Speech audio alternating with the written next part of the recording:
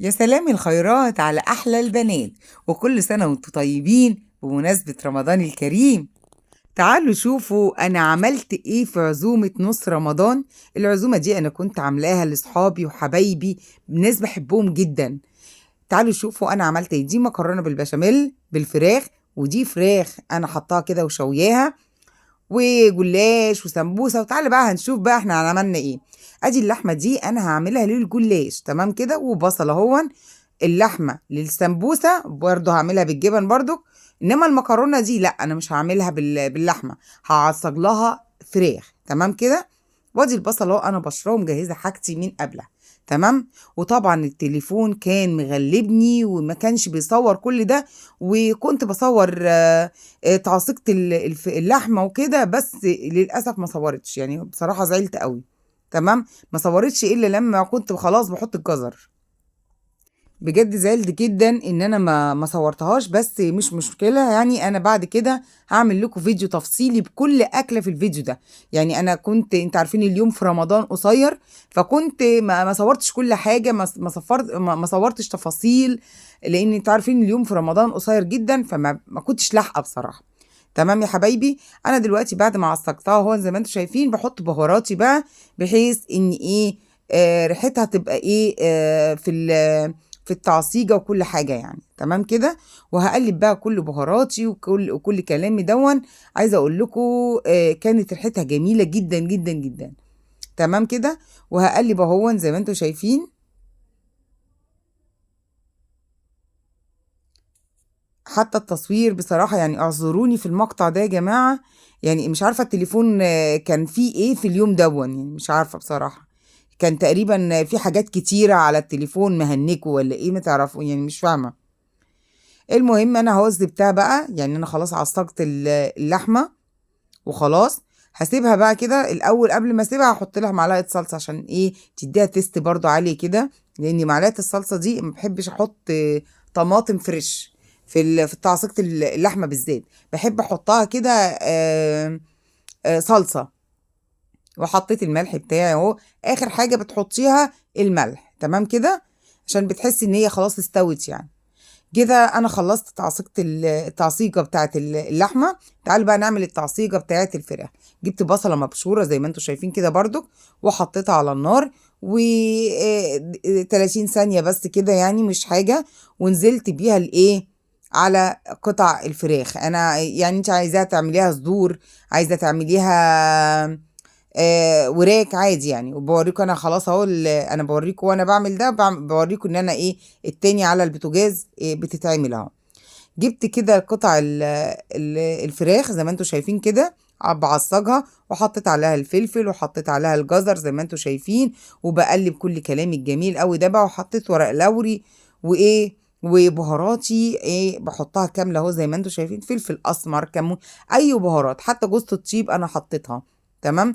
البهارات المتاحه بالنسبه لك، يعني انا ما بحكمش نفسي ببهارات. واصلا انا مش من النوع اللي بحب البهارات زياده، لا بحب البهارات. بحب الفلفل الاسمر، الكمون، الكزبره، فلفل، جوز الطيب. لو مثلا اكله زي دي تعصيجه حاجه زي كده ممكن احط. ماليش في البهارات قوي يعني، بحس انها بتغير من طعمها.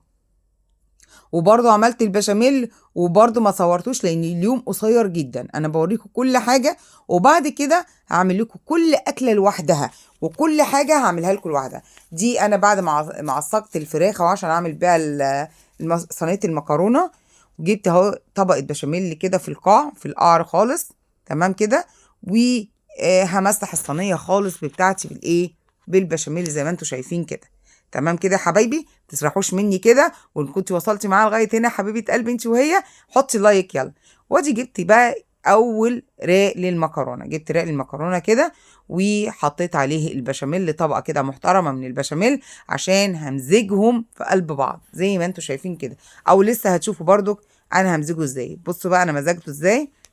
دي بصراحة احنا كل واحد فينا، العزومة كانت كبيرة، فكل واحد فينا كان بيعمل حاجة. يعني انا عصقت اللحمة وعصقت الفراخ، وعملت حاجات تانية، وعملت الكفتة، وهتشوفوا كل الحاجات دي بعد كده. بس ندى عملت المكرونة بالبشاميل، بس انا عصقت وهي عملت البشاميل. وهي لا، يعني هي دلوقتي كده اللي بتحط قدامكم، مش انا لا. تمام كده يا حبايبي، كل واحد كان بيعمل حاجة عشان نخلص يعني نخلص يومنا. وادي كده اللحمة الفراخ أقصد المتعصجة، يعني دي نهايتها. وده ميكس جبن رومي على شيدر على موتزاريلا، ميكس كده حطيته برضك. وحطت زيتون اسود. هو انا بفضل الزيتون الاخضر، ما بفضلش الزيتون الاسود في المكرونه بالبشاميل، بحس انه بيديله مراره. بس اللي كان متاح في الوقت دون نزلت ابني يجيب، فجاب لي ده يعني، فخلاص يعني قلت مش مشكله، قضي الامر يعني. فالمهم حطت الطبقه التانية هو من المكرونه زي ما انتم شايفين. وهتحط عليها بقى الايه البشاميل برضك، هتمزجه كده وتحط ايه الطبقه بتاعته بتاعه البشاميل ايه كامله يعني زي ما انتم شايفين كده. هي حطت بحيث اني احنا كنا بنعمل الكلام ده من بالليل، بحيث انها مش عايزه تحط طبقه البشاميل عشان ما تتشربش. بس يعني عملناها بعد كده تاني يوم كانت جميله قوي. وادي الكفته اهو، انا اللي مصبعاها، والكفته دي برضو انا اللي كنت مصبعاها. وانا التانية برضو الكفته التانية انا عاملاها، الكفته دي ودي انا هعمل لكم فيديو مخصوص بيه. فيعني ما تقلقوش، انا بوريكم بس يومي كان عامل ازاي وعزومتي كانت فيها ايه. انما كل اكله من الاكلات دي انا ان شاء الله باذن الله هعمل لكم لكل اكله فيديو مخصص ليها وبكيفيه عمايلها بالظبط. ودي بقى اللي كان عليها الجلاش، هي كانت ملك.